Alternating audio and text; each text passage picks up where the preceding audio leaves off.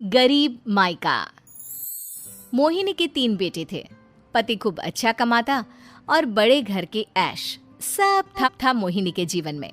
लेकिन एक चीज जो नहीं थी वो थी सुकून। मेरी बहन और मेरा भाई दोनों गरीब, लेकिन मैं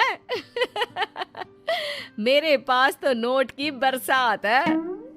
तभी मोहिनी की बहन बीना उसके दरवाजे आ जाती है।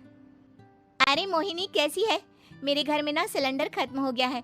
तेरे पास तो इतने पैसे हैं, भरवा देना मेरा सिलेंडर। पैसे जैसे ही आ जाएंगे मैं दे दूंगी। तभी मोहिनी का पति राकेश आ जाता है। क्या है बिना, ये अपने घर की परेशानी हम लोगों के घर ना गाया करो। तुम्हारी बहन को तुम लोगों पर तरस आ जाता है और वो पैसे देने लग जाती है। मुझे ये बिल्कुल पसंद नहीं है। ओ जीजा जी, नहीं मैं तो वो बस अच्छा मैं चलती हूँ। बीना वहां से चली जाती है। उसके जाने के बाद अच्छा किया जो आपने सुना दिया। अरे न जाने क्या सोचकर मेरे घर आ जाती है कि जैसे यहाँ तो भंडारा भरा है। अरे कितना तो दे दिया। अच्छा जी जरा 1000 तो देना। वो बिन्नी दीदी है ना, उनके घर जा रही हूँ। उनका पोता हुआ है तो मुंह दिखाई दे दूंगी। हाँ, उन लोगों के आगे तो शो ऑफ किया करो। वो खुद को बड़ा अमीर शो करते हैं ना। दिखा दे कि तू भी किसी से कम नहीं है। हाँ जी, इसी के लिए तो जा रही हूँ। मोहिनी तैयार होकर अपनी बुआ की बेटी के घर जाती है, जहाँ उसके पोते का कार्यक्रम चल रहा होता है। वहाँ वीना भी आई होती है। अरे वीना, क्या जरूरत थी यहाँ आने की? तेरे घर पर गैस नहीं है तो वो भरा लेती। क्या करूँ मोहिनी, बुआ को बुरा लग जाता नहीं जाती तो। वैसे मेरे पास एक जोड़ा बच्चे का कपड़ा रखा था, वही अपनी चांदी के पायल के साथ देने जा रही हूँ। घर पर गैस थी नहीं, सोचा परिवार यहीं खाना खा लेगा, बाकी सुबह का सुबह देखा जाएगा। मोहिनी को बहन पर दया आ जाती है। वो पर्स से 1000 रुपए निकाल कर दे देती है। ले वीना, लेकिन पैसे वापस कर देना, तेरे जीजाजी हिसाब लेते हैं। मोहिनी भी क्या करती, गरीबी में बहन का सहारा ही उसके जीवन जीने का आधार था। फिर एक रोज, सुनिए भाई के घर बेटी हुई है, मुझे माँ के पास जाना होगा। अरे उस घर में ना कूलर है ना एसी, कैसे रहोगी तुम? हाँ वही सोच रही हूँ कि अकेली जाऊं, बच्चों को साथ ना ले जाऊं। चले जाओ, लेकिन ये जो तुम अपने गरीब परिवार से मिलने चली जाती हो ना, मुझे बिल्कुल अच्छा नहीं लगता। पता नहीं मैं भी कैसे मैनेज करती हूँ, लेकिन क्या करूँ। मोहिनी भाई भाभी के घर आती है। मोहिनी कैसे आना हुआ? तू यहाँ हम लोगों के घर रह लेगी या फिर किसी होटल में रहेगी? क्या हो गया है माँ, मोहिनी को क्यों ऐसे बोल रहे हैं आप? अरे तू नहीं जानती अपनी ननद को, पैसे वाली है ना तो ऐड कुछ ज्यादा ही है। मोहिनी को माँ की बात का बुरा नहीं लगता है, क्योंकि उसे पता ही नहीं चलता कि माँ उसे जली कटी सुना रही है। वो भाभी की बच्ची के साथ लेन देन करती है और वहाँ से चली जाती है। उसके जाने के बाद, माँ क्यों आप मोहिनी को इतनी सारी बातें सुनाती हो? भाई का बेटा बोल पड़ता है। माँ क्योंकि दादी जानती है कि बुआ के अंदर घमंड है। सही बोल रहा है मोहन, बहू भले तुझे ना दिखता हो, लेकिन मुझे और मोहन को दिखता है कि वो कितनी घमंडी है। मोहिनी मायके आती है, जहाँ गरीबी के कारण चीजें कम होती हैं। इस मोहन के बच्चे को काम पर लगा दो ना, किसी दुकान या किसी होटल में बर्तन धो लिया करेगा, कम से कम 4 पैसे और आएंगे घर में। देख मोहिनी, माना तेरे पास पैसा है, लेकिन तेरे भाई के दिन इतने भी बुरे नहीं चल रहे कि वो अपने बच्चे की पढ़ाई रुकवाकर उससे बर्तन धुलवाए।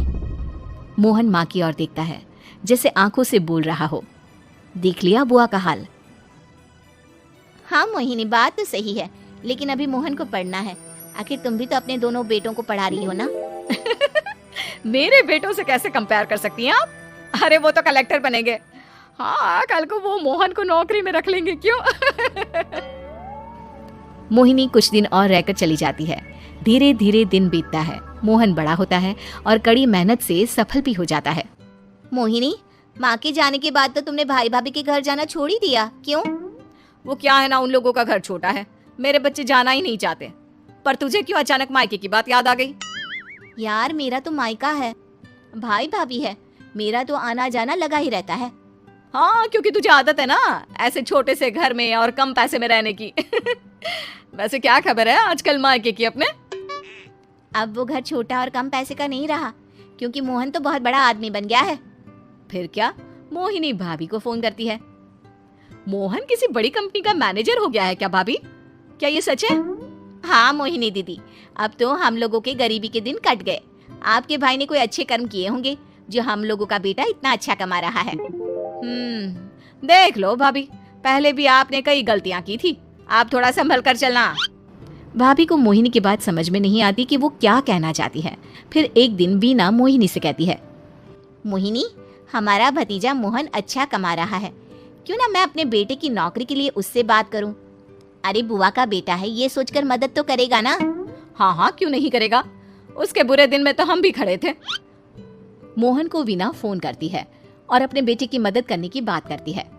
हाँ हाँ बुआ, क्यों नहीं, आप सिद्धार्थ को भेज दें, मैं अपनी ही कंपनी में उसकी नौकरी करवा देता हूँ। दिन बीतते हैं, अब वीना के हालात भी अच्छे हो जाते हैं। क्या बात है वीना, तूने भी कार ले ली, वो भी इतनी अच्छी। हाँ मोहिनी, अपने भतीजे के कारण तो हम लोगों की दिन अच्छे हो गए। उसने सिद्धार्थ की नौकरी लगवा दी है, वो भी शानदार। ठीक है, लेकिन पैसे ख्याल से खर्च करना। वो क्या है ना, पैसे आने आसान है लेकिन संभालने मुश्किल। मोहिनी घर पर अपने पति से बात करती है। देखो ना, सबके पास पैसे हैं, एक वक्त था जब मैं ही अमीर हुआ करती थी। लगता है कि ज्यादा दिन नहीं रह पाओगी, मेरी नौकरी को कुछ साल ही बचे हैं और तुम्हारे दोनों लड़के निकम्मे हैं। उन लोगों को बोलो ना कि नौकरी करे। तभी वहाँ मोहिनी के बेटे भी आ जाते हैं। अरे हमें क्या मोहन समझा है जो दिन रात गधे की तरह काम करते रहे। खैर, दिन फिरते हैं और मोहिनी के पति की नौकरी भी खत्म हो जाती है। मोहिनी क्या करे, थोड़े से पैसे में गुजारा नहीं हो रहा है। तो क्या करे, मेरी समझ में कुछ नहीं आ रहा। मोहन को बोलो ना कि वो इन दोनों के लिए नौकरी देखे, जैसे सिद्धार्थ के लिए नौकरी देखी है। मोहिनी क्या कहती, उसे अपने वो दिन याद आ जाते हैं जब उसने भाभी से मोहन को नौकर बनने की सलाह दी थी। क्या हो गया, क्या सोच रही हो मोहिनी?